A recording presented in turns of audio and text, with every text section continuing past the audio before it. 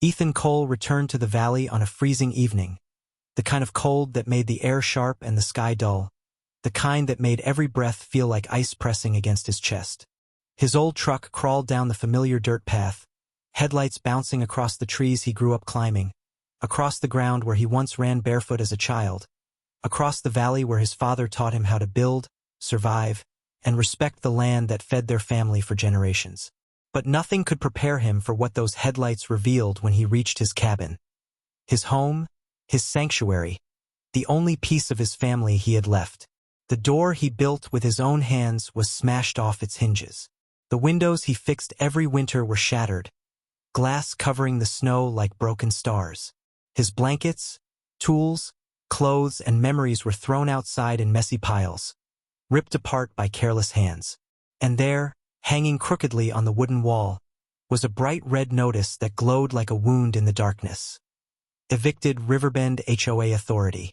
Ethan stepped out of his truck slowly, each step sinking into the cold ground, each breath growing heavier as he tried to understand how anyone could do this. This cabin wasn't just wood and nails. It was the place he built with lumber passed down from his grandfather, wood cut from the same trees his ancestors protected, wood soaked with the stories of generations who lived, worked, and bled for this land. This land was history. This cabin was home. And now it was violated. He took one step closer, and that's when he saw them. For HOA board members standing in a line like guards of a kingdom that wasn't theirs, wearing reflective jackets and holding clipboards like they were weapons meant to stab him with rules he never agreed to. They didn't look guilty. They didn't look sorry. They looked proud of the destruction around them. One of them, a tall man with cold eyes, lifted his clipboard and said in a rehearsed tone, "Mr. Cole, you are in violation of community housing rules." Ethan stared at him, his breath visible in the cold air. "I'm not part of your community," he said quietly. The man clicked his pen with a smirk. "This land falls under Riverbend HOA jurisdiction now. That means you are required to follow all regulations." Ethan swallowed hard. His heart pounded with confusion and growing anger. "I never signed anything," he said. "I never agreed to be part of any HOA." Another board member, short and stiff, stepped forward. "Your cabin is too old," she said, looking at it like it was trash. "It doesn't match the aesthetic of the community. It lowers property value." Ethan looked at the shattered windows, the broken door, the memories thrown on the ground, and he felt something crack inside him. A quiet crack, the kind that doesn't make noise but changes everything forever. But the worst blow came when the HOA president herself stepped closer. Miranda Pike, a woman wrapped in a designer coat that probably cost more than Ethan made in 6 months. Her blonde hair perfect, her smile cruel, her eyes cold as the snow under Ethan's boots. She looked at the cabin and then at Ethan like he was dirt stuck to her shoe. "This land belongs to Riverbend Estates," she said, her voice dripping with arrogance. "You're trespassing on HOA soil." Ethan's chest tightened, and for a second he felt dizzy. Trespassing? On his own family land?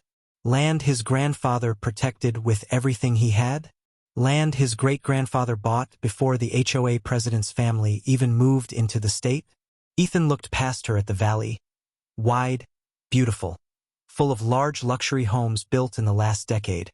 Homes with polished driveways, glass walls, pools glowing blue, chimneys sending up warm smoke, people eating dinner inside, people watching TV, people relaxing without knowing the truth. Those homes stood proudly in the valley like they owned the place. But they didn't know. They had no idea the land their million-dollar mansions sat on carried secrets far older than the HOA. Secrets no handshake meeting or paperwork could erase. Secrets only Ethan's family knew. Ethan turned his face away from the board members, staring at the ground, trying to control the storm rising inside him. He didn't shout. He didn't step forward. He didn't let the anger explode. He just stood still, breathing slow, breathing deep, because his father taught him something long ago while they repaired a broken fence together. A man who shouts loses half his strength. A man who stays quiet controls the whole fight. So Ethan stayed quiet. He looked once more at his broken cabin. Then at the valley glowing with the warm lights of the homes built by people who didn't know the truth.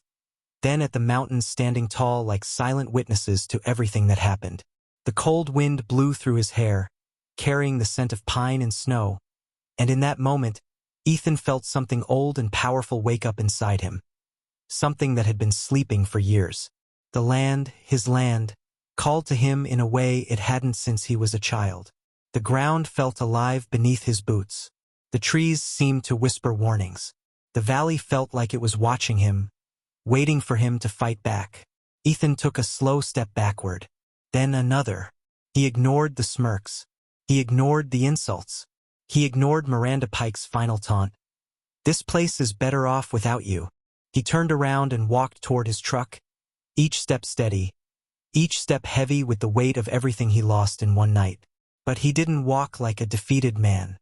No, he walked like a man who was planning something, a man preparing for something, a man who knew this valley better than anyone alive, a man who had one secret the HOA didn't know, one truth that would turn their fake power into dust. Ethan reached his truck, opened the door slowly, and sat inside without starting the engine. He stared at his shattered cabin through the windshield. His jaw tightened, his eyes darkened, and in that deep, cold silence, Ethan made a promise. Not out loud, but in his heart, where promises matter the most. They evicted him from his cabin, but they had no idea that the valley they claimed rested on land he owned long before Riverbend HOA existed. And now that they had taken everything from him, Ethan Cole was about to take back far more than they ever expected. He started the engine, the sound echoing across the valley like the beginning of a battle the HOA wasn't ready for, because they awakened a man who had nothing left to lose, and that is the kind of man who can bring down an empire. Ethan disappeared from the valley that night like a ghost swallowed by the cold darkness, leaving the HOA members smirking behind him, convinced they had broken him, believing he would never return to challenge their power. But they misunderstood the kind of man they were dealing with, because Ethan didn't go to hide. He didn't go to mourn what he lost. He didn't go to accept defeat. Instead, he went searching for something deeper than anger, something older than the HOA rules, something hidden in the history of his family that he had ignored for too long. And for the next 3 days, Ethan moved silently through places where time seemed to stand still. He started at the county records office, walking past dusty shelves stacked with forgotten papers, old maps curled at the edges, photographs fading from age, and clerks who barely noticed him as he searched through the archives with shaking hands and a burning need to find the truth. He went through deed books from the 1930s, land descriptions from the 1900s, handwritten agreements sealed with wax decades before Riverbend HOA even existed, and every page he turned felt like a heartbeat of his ancestors whispering, "Keep going." The more he dug, the more the story unfolded. His great-grandfather had fought a land war of his own against a mining company that tried to steal the valley generations ago. And it was in that fight the Cole family secured something important: permanent land rights, filed under old county law, untouched for almost a century.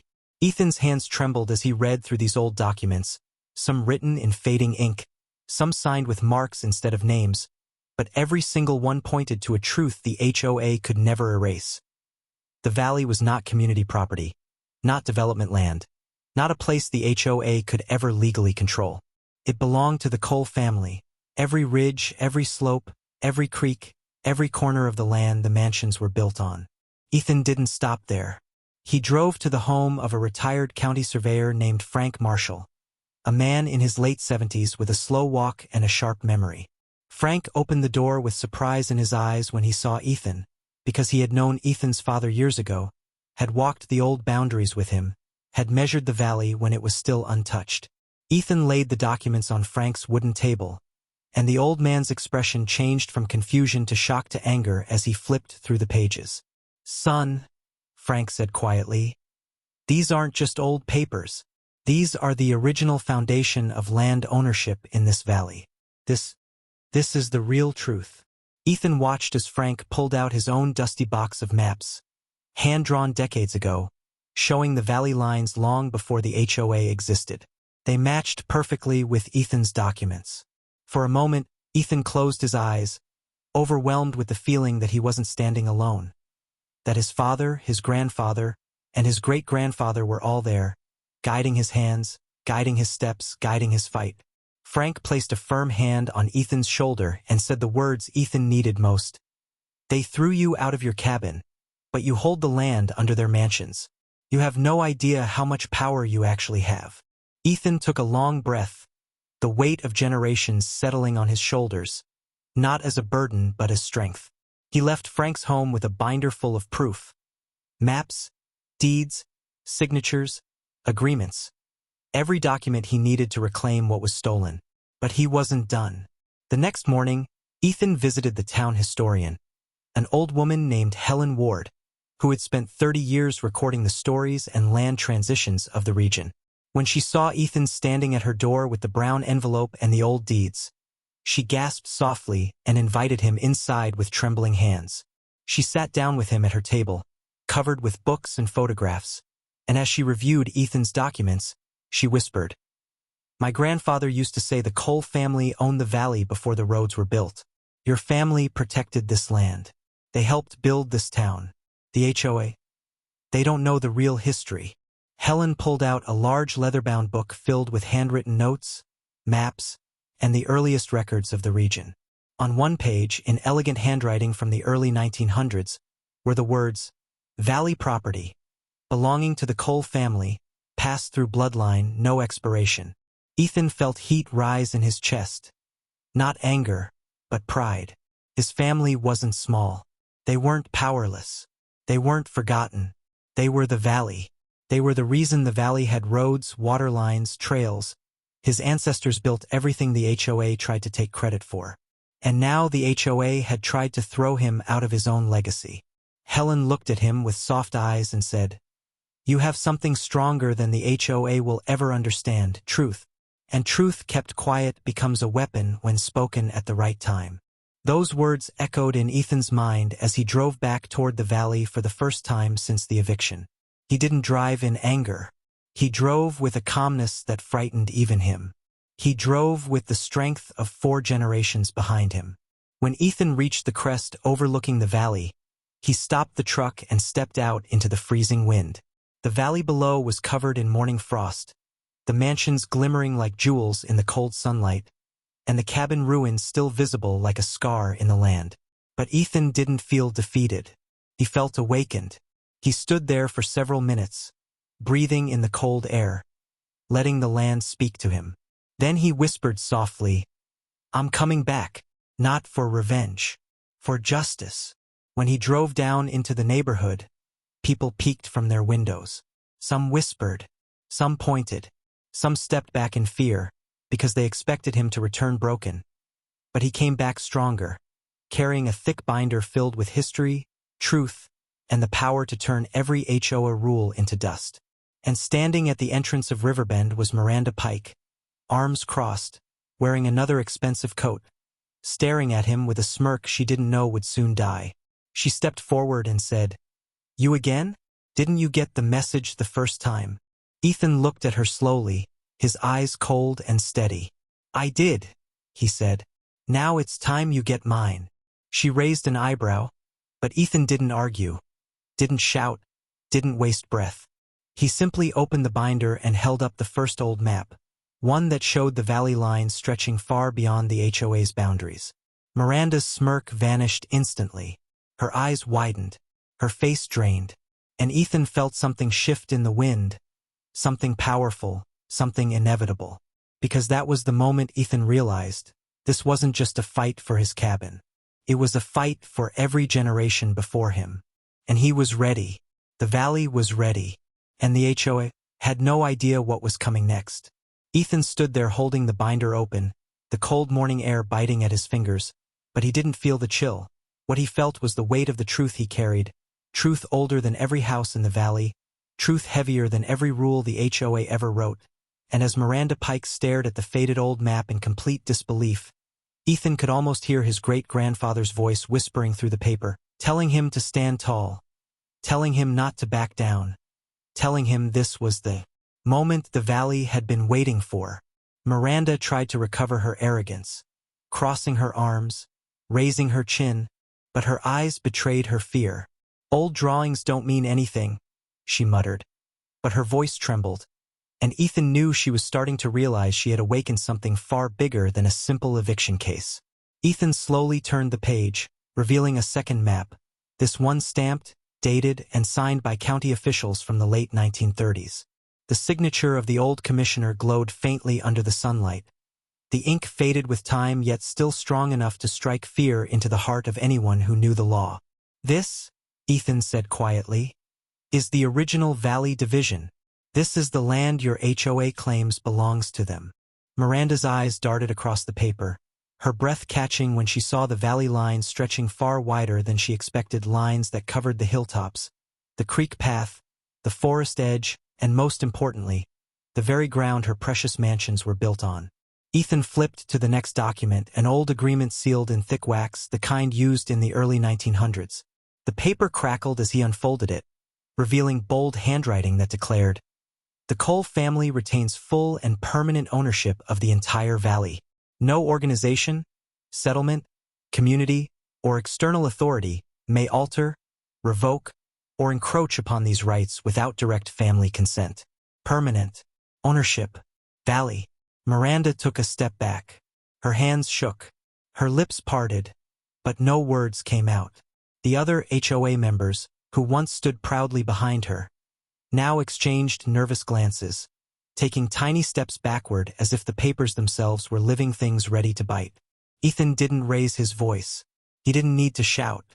He simply let the silence wrap around the moment, a silence so heavy it made Miranda look smaller than she had ever looked before. But Ethan wasn't done, not even close.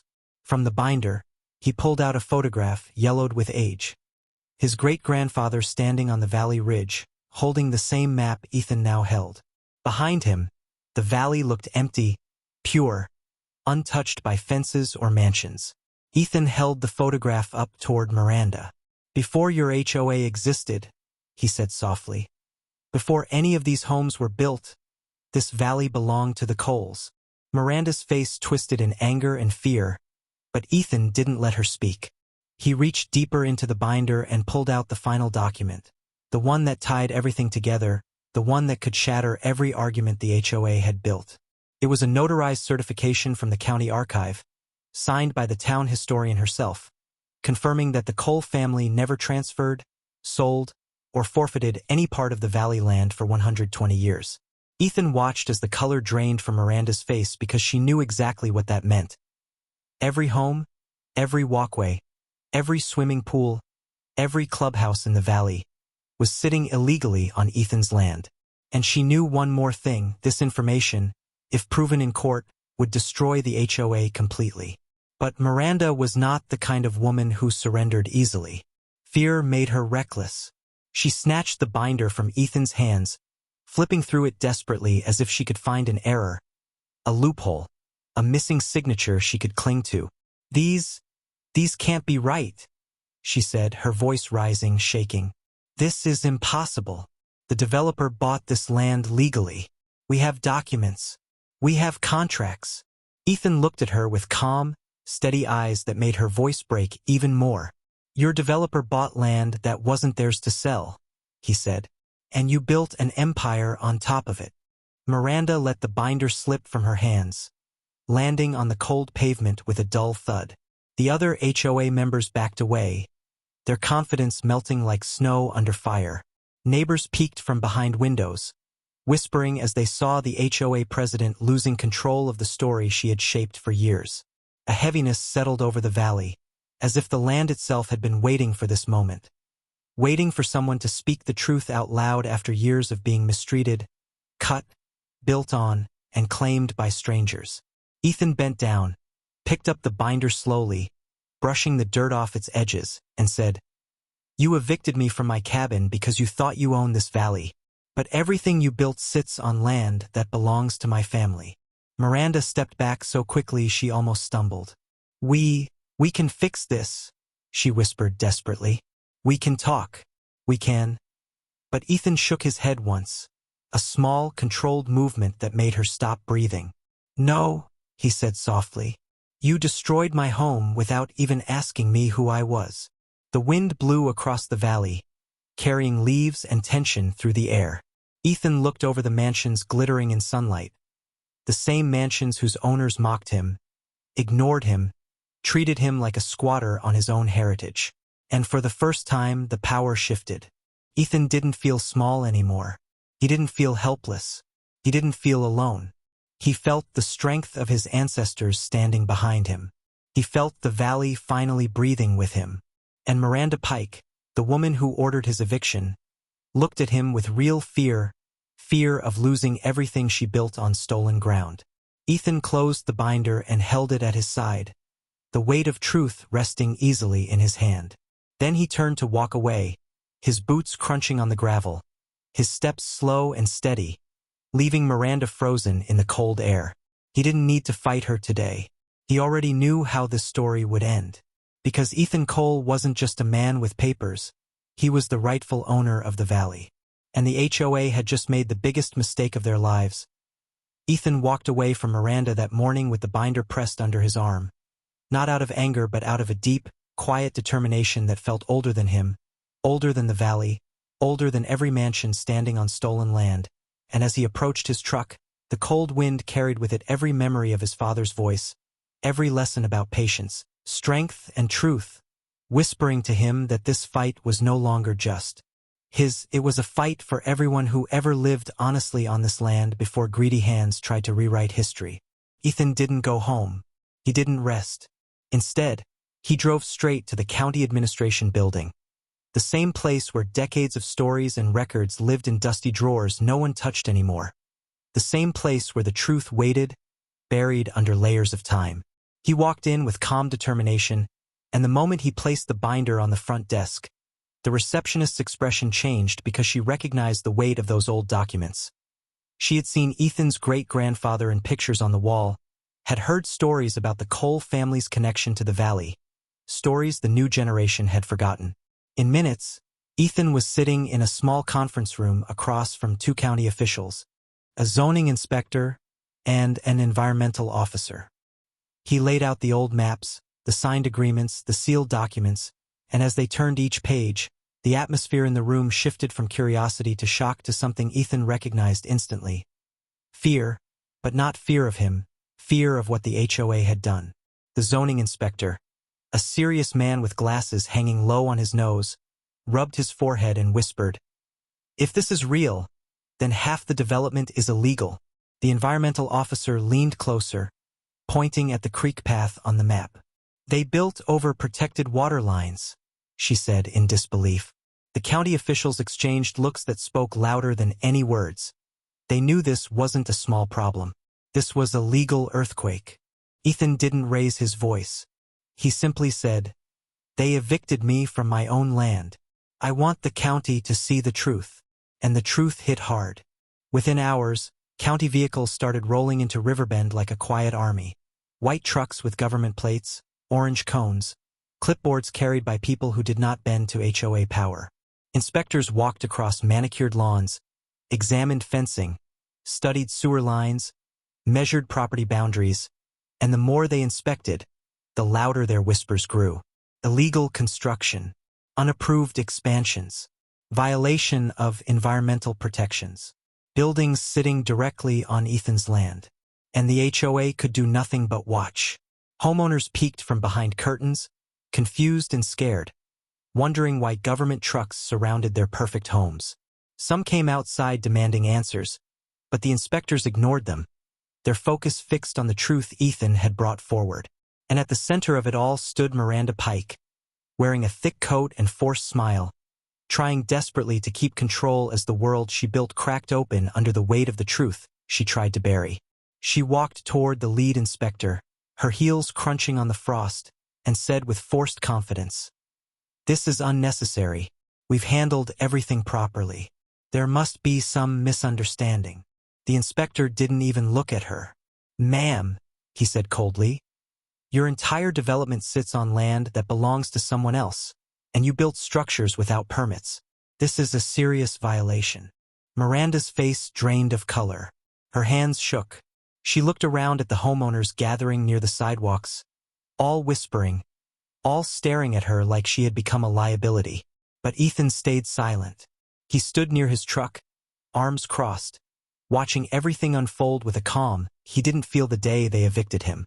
This was different. This was justice awakening. The sound of drills, machines, and shouting construction workers faded into the background as Ethan remembered his father teaching him how to read land boundaries, showing him where the family's property lines began and ended. He remembered the pride in his father's eyes as he said, "Someday, you'll need to protect this place." Ethan never imagined the fight would look like this, with expensive suits, legal threats, and a powerful HOA trying to bury him. But now, watching inspectors tag the clubhouse with bright red, "Stop work" signs, seeing the HOA members pacing nervously like ants in a storm, Ethan felt something he hadn't felt since the night they destroyed his cabin: peace. He didn't smile, but a warmth settled in his chest. He wasn't powerless. He wasn't alone. The valley was finally speaking for him. As the sun began to set, turning the sky a deep orange, an inspector approached Ethan with a clipboard in hand. "Mr. Cole," he said in a respectful tone, "we need you to come to court next week. We're filing a full legal review of the HOA's development." Ethan nodded, feeling the weight of the moment. "I'll be there." Miranda overheard and snapped, "Court? This is ridiculous. We're the HOA. We make the rules here." The inspector turned slowly and said, "Not anymore." Miranda's jaw tightened. She looked at Ethan with anger, panic, and desperation mixing in her eyes. "You're ruining everything," she hissed. Ethan met her gaze, his voice soft but sharper than any shout.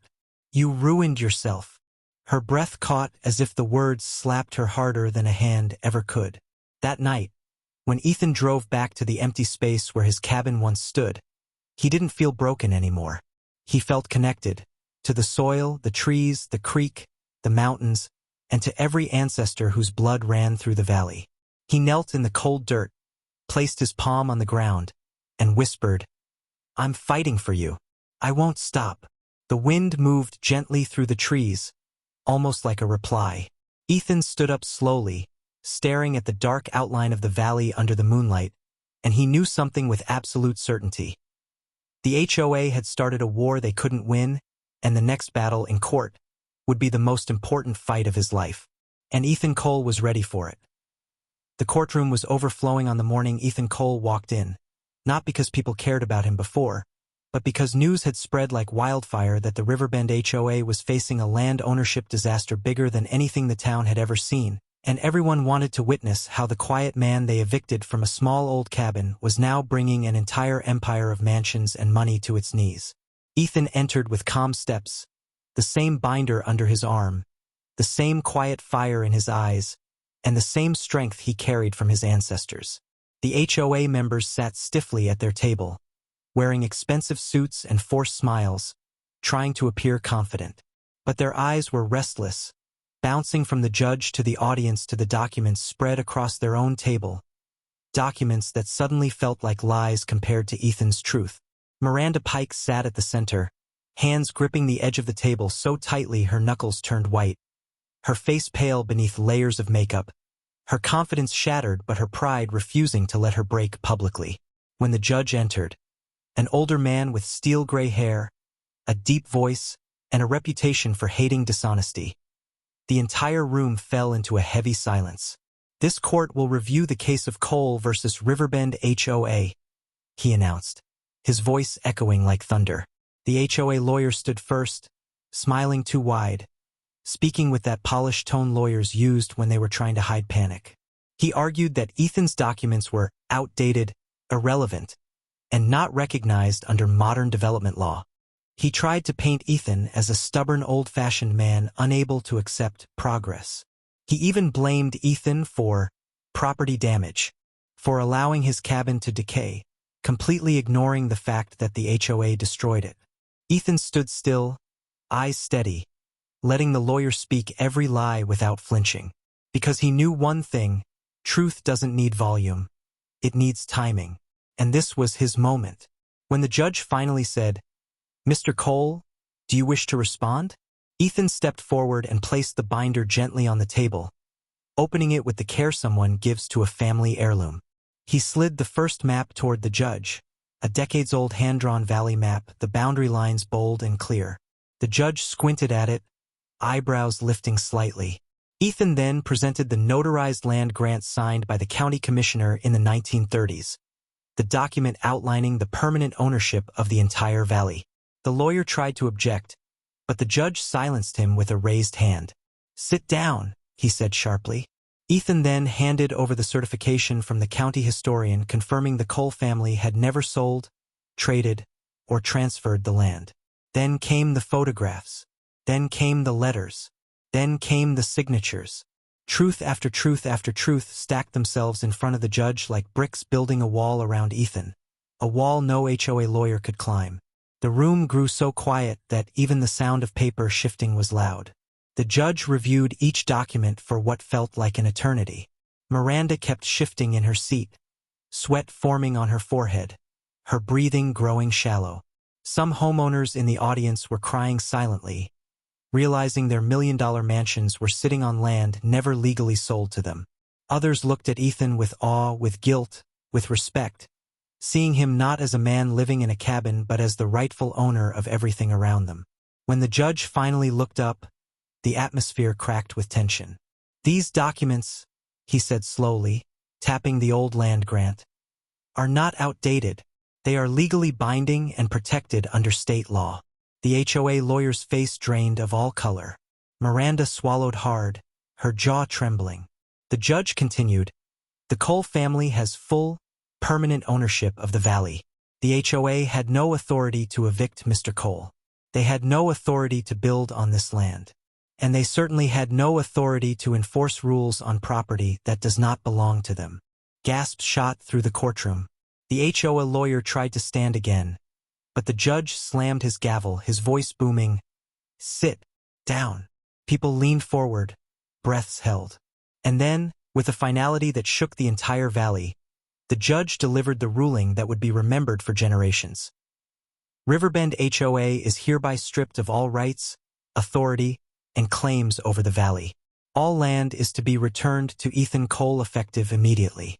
Any structures built without proper ownership permission are now under the full control of Mr. Cole. Miranda let out a small cry, covering her mouth with her shaking hands. The board members slumped back in defeat. Ethan closed his eyes for a moment as a wave of emotion washed over him. Not triumph, not ego, but a deep, aching relief. The feeling of a burden lifted, a wound healed. He wasn't just winning a case. He was restoring his family's legacy. The judge added one final blow. The HOA is also responsible for compensating Mr. Cole for damages, eviction, and illegal destruction of his property. Court dismissed. The gavel slammed like thunder. Chaos erupted. Reporters rushed forward. Homeowners gasped and whispered. The HOA scrambled in panic. But Ethan walked out slowly, silently, the binder pressed against his chest. He stepped outside into the cold air, looked up at the valley he had fought for, and felt tears fill his eyes. Not from sadness, but from pride, from justice, from generations standing with him. He whispered softly, "We won. We finally took it back." And in that moment, the wind felt warm, as if the valley itself was welcoming him home. When Ethan stepped back into the valley after the court ruling, it felt like he was walking into a place reborn, a place breathing for the first time in years, a place that had been waiting for him. Not as a visitor, not as a victim, but as its rightful guardian, and the cold winter air that once stabbed at his skin now felt warm and welcoming, as if the valley itself recognized him again. County officials were already there, removing the HOA fences, peeling off the private property. HOA authority signs like they were cheap stickers, tearing down the gates that once blocked him out, and every metal post they pulled from the ground felt like another chain breaking free from his family's legacy. Ethan watched the workers dismantle the ugly checkpoint booth the HOA built at the entrance. The booth they once used to stop him, to shame him, to treat him like an outsider on his own land, and he felt a deep breath escape his chest, a breath that carried months of pain, frustration, and silent anger. Homeowners stood on their porches, watching in stunned silence as the world they thought was permanent crumbled in front of them. Some looked angry, some looked afraid, some looked regretful, and a few looked quietly relieved because deep down they knew the HOA was wrong, but they were too scared to admit it before. And there, in the center of the chaos, stood Miranda Pike, the once powerful HOA president now stripped of her authority. Her coat too thin for the cold, her mascara smudged, her eyes red from a night she probably spent crying or begging someone to fix this. And as she watched the fences come down, she looked smaller than ever before, a woman crushed under the weight of her own arrogance. She approached Ethan slowly, her steps unsteady, her voice trembling. You're really taking it all back," she whispered, almost like she couldn't believe it was happening. Ethan looked at her calmly, the same calm that terrified her more than any shouting ever could. "It was always mine," he said softly. She opened her mouth to argue, but no words came. For the first time she understood, truly understood, that she had tried to destroy the wrong man, a man with roots deeper than her entire organization. Ethan turned away from her without another word, walking toward the center of his valley, each step drawing him closer to the cabin ruins that still rested like a scar in the earth. The wind brushed through the trees, carrying the scent of pine and memory, and Ethan felt his throat tighten as he reached the broken foundation. The place where his grandmother once baked bread, where his mother planted flowers every spring, where his father taught him how to carve wood, where he laughed, cried, lived. He knelt beside the foundation stones, brushing away the snow with gentle fingers, and for a moment, he didn't see the ruin. He saw the home that once stood there, warm and glowing in the quiet valley. He whispered, "I'm sorry I couldn't protect you sooner." And for the first time in a long time, tears fell freely from his eyes, landing softly on the cold ground. But these tears weren't weakness, they were release. They were healing. They were the valley accepting him again. Ethan stood slowly, looking around at the land he had reclaimed. The creek shining in the distance, the slope where he used to sled as a child, the old trees standing tall like guards, and the mansions perched along the hillside like strangers who didn't belong but were tolerated for now. A county official approached him respectfully. "Mr. Cole," he said, "you have full legal authority over every structure built on this property. You can choose to demolish them, repossess them, or negotiate land rent with the owners. The choice is yours." Ethan nodded slowly, letting the weight of that decision settle on him.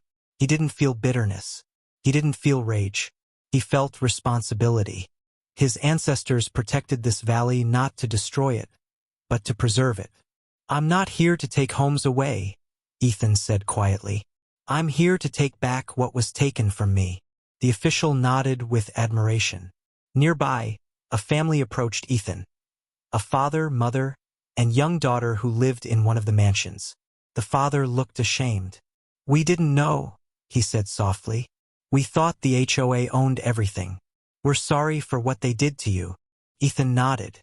"You didn't destroy my cabin. They did." The man swallowed hard. "If you allow us to stay, we promise to do it the right way." Ethan looked at the little girl holding her mother's hand, her eyes wide with fear of losing her home. He didn't want families to suffer because of HOA lies. "You can stay," Ethan said, "but the land lease will be between you and me, not the HOA." Relief washed over their faces as they thanked him repeatedly. Felt right, felt fair. But not everyone would get the same mercy.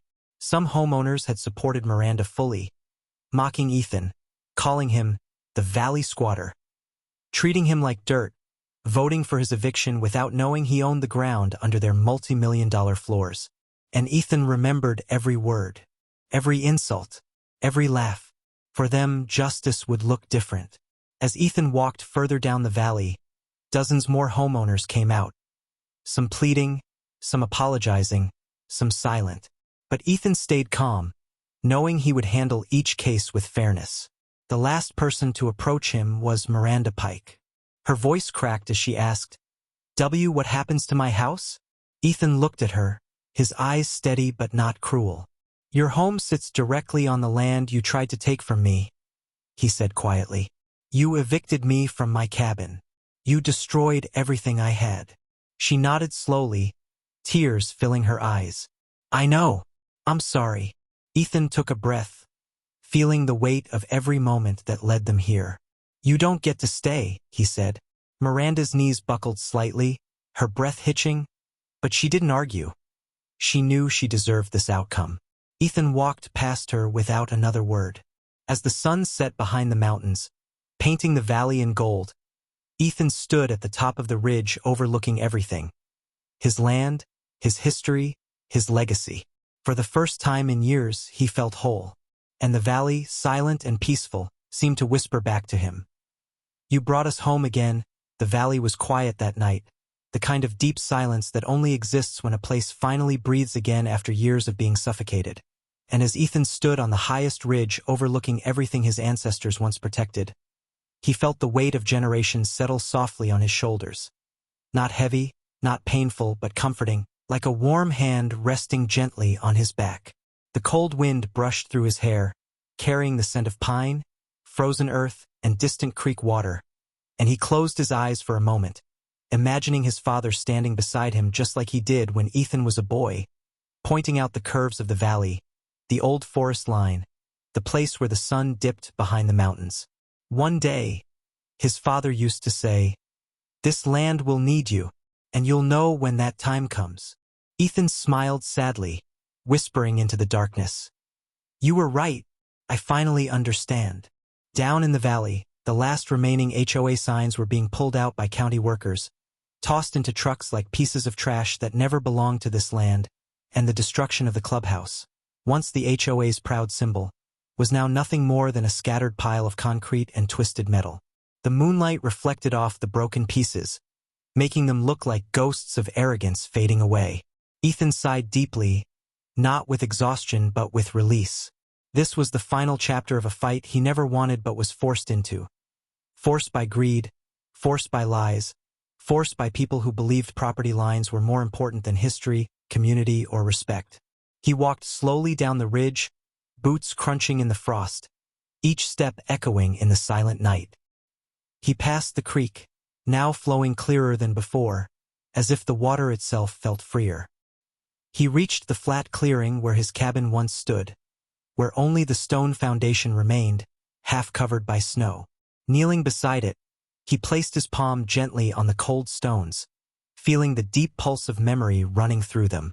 He could almost see his grandfather chopping firewood beside the old door, his mother lighting the lamps inside, his father sitting on the porch fixing tools, laughter filling the air like music. Ethan whispered, his voice cracking with emotion, "I'm rebuilding this, for all of you."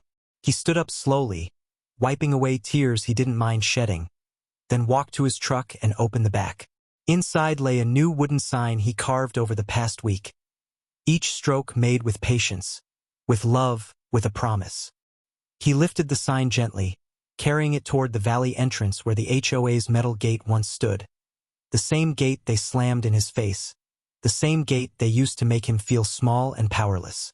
Now that spot was empty, waiting for something real, something honest. Ethan dug a deep hole into the frozen earth, placed the wooden post carefully inside, packed the soil around it, and stepped back.